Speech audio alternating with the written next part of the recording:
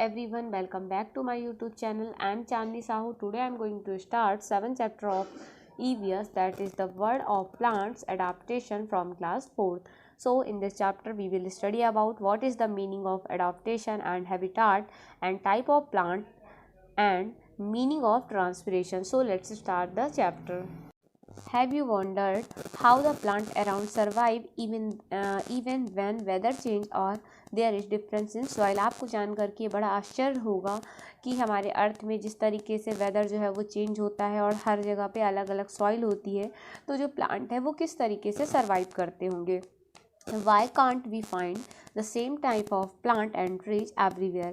हम लोग एक ही स्थान पे एक जैसे पेड़ या फिर ट्री हर जगह पे क्यों नहीं पाते हैं.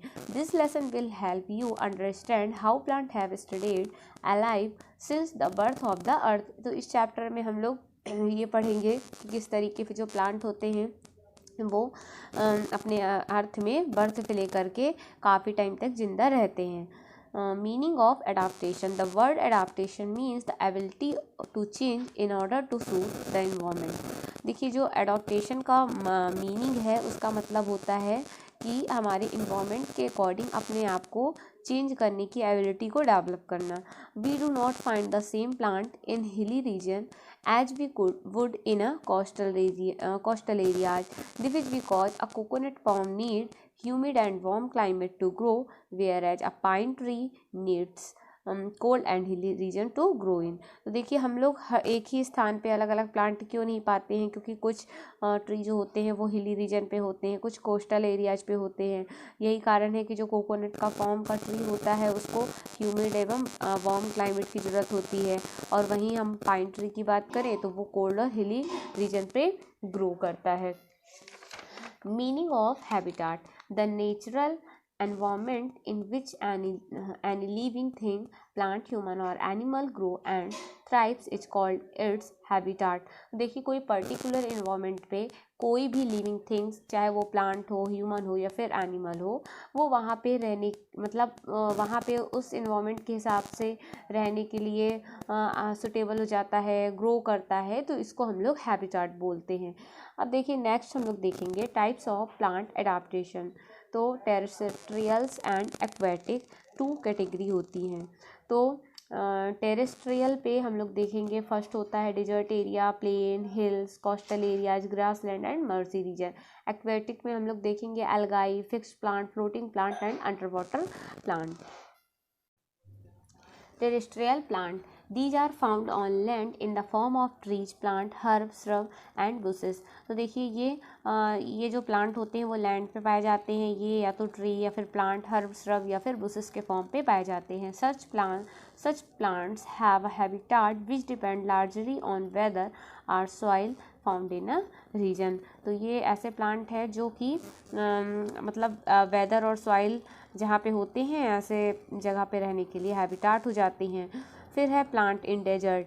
You have read that desert are very hot and arid region. आप लोगों ने पढ़ा है कि जो डेजर्ट एरिया होता है वो बहुत ज़्यादा हॉट एरिया होता है, एराइड रीजन होता है.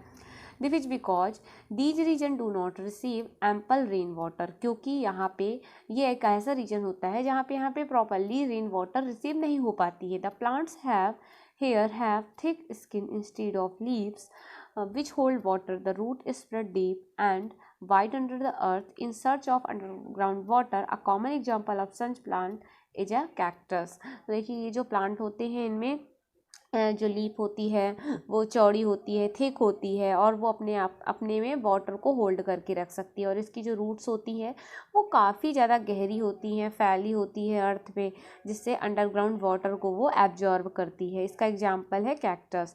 नेक्स्ट है transpiration. Less of water in plant occur through leaves there is a similar to way the human sweat. Since water is scarce in the desert, these plants reduce transpiration by growing thorn instead of leaves. तो ये जो plant होते हैं ये भी desert area के होते हैं, है ना. तो ये अपने में क्या करते हैं, ट्रांसपिरेशन की प्रोसेस करते हैं, और जिसके कारण ये वहाँ पे रहने के लिए हैबिटाट हो जाते हैं.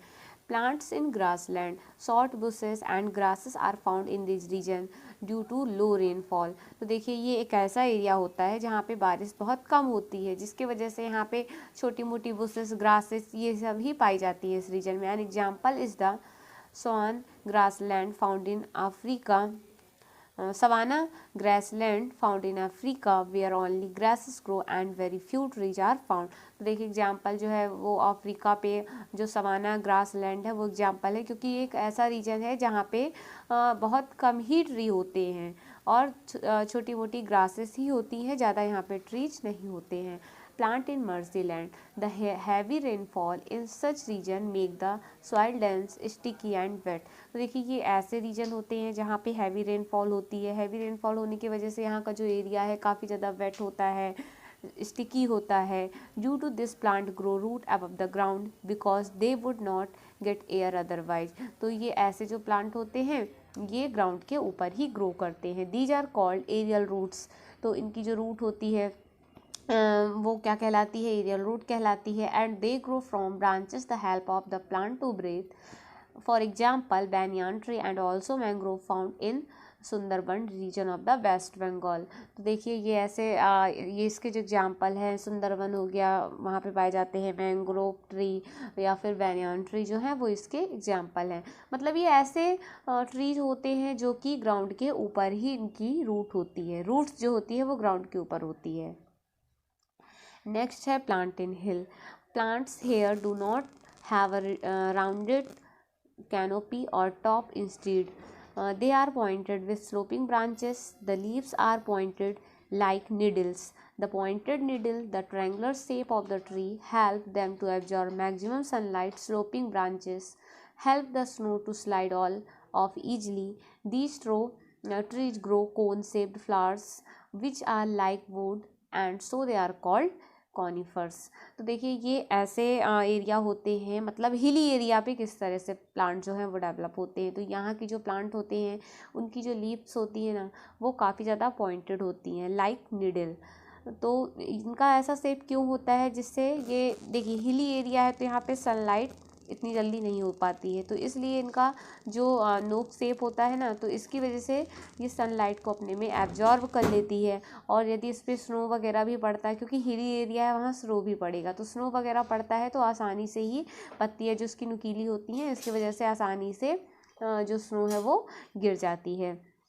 तो इस तरह के ट्री को हम लोग कॉनिफर्स भी बोलते हैं, कॉनिफर ट्रीज या फिर कोनिकल ट्री बोलते हैं। Plant in coastal regions, these areas receive high rainfall and are humid. अब देखिए हम लोग देखेंगे कि कोस्टल एरियाज पे किस तरीके से प्लांट ग्रो करते हैं। ये ऐसे रीजन होते हैं जहाँ पे रेनफॉल काफ़ी ज़्यादा होती है और यहाँ का जो एरिया है वो काफ़ी ज़्यादा ह्यूमिड होता है। The soil here is Sandy and the water is salty. यहाँ का जो सॉइल होता है वो काफ़ी ज़्यादा सैंडी होती है और वाटर भी सॉल्टी होता है, क्योंकि ये रीजन जो होते हैं वो सी ओशियन से लगे हुए होते हैं। Due to this such region are not suitable for growing crops and trees. तो इस कारण से यहाँ का जो रीजन होता है किसी भी क्रॉप्स या फिर ट्री के ग्रो करने के लिए सुटेबल नहीं होता है। Instead coconut and palm are found in abundance. They have strong roots which prevent the trees from being uprooted in the case of storms। तो यहाँ पे कोकोनट ट्री हो गया, पाम ट्री हो गया, तो ये सारी चीज़ यहाँ पे ग्रो होते हैं।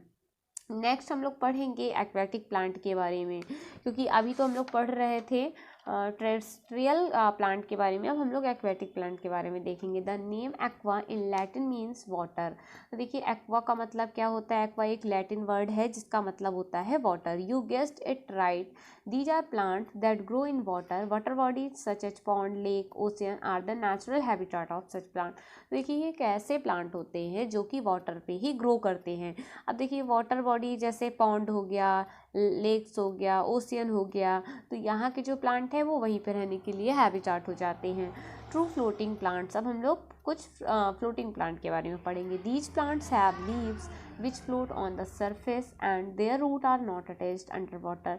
देखिए ये प्लांट ऐसे होते हैं जिनकी जो लीव्स होती हैं वो सरफेस में ही, वाटर सरफेस में ही फ्लोट करती रहती है और इसकी जो रूट होती है अंडर वाटर तक अटैच नहीं होती है। Plant like this have spongy body spongy body which make them light enough to float.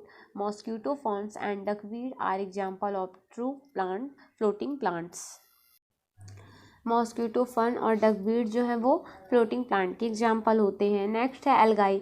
These are simple plant which resemble green large green masses which float on the surface of still water.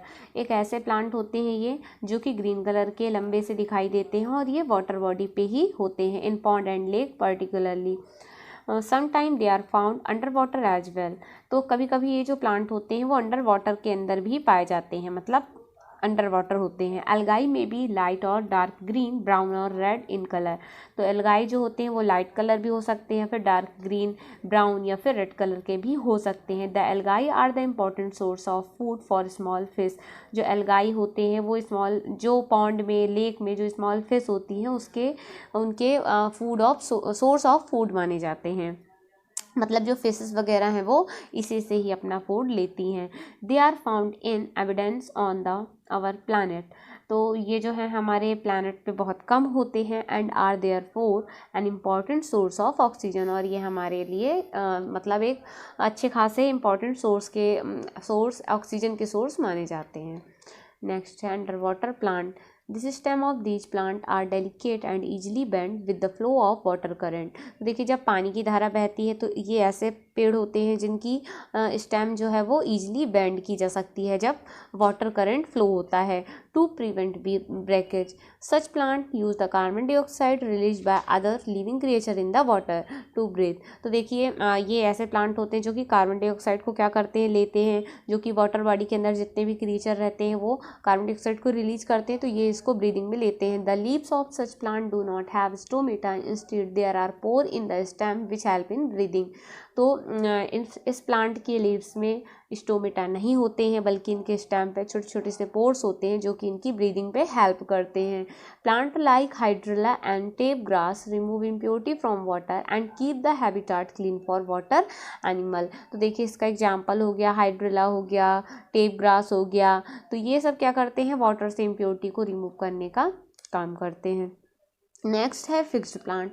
These are plant which are rooted along the soil line in the mud of water bodies such as pond and lakes. तो ये ऐसे plant होते हैं जो कि काफ़ी muddy areas पे है ना, पॉन्ड या फिर लेक में होते हैं। They are able to float on the surface of water and have thick stem which help them remain fixed to the root or else they would break due to the strong water current. Lotus and water lily are example of the such plant.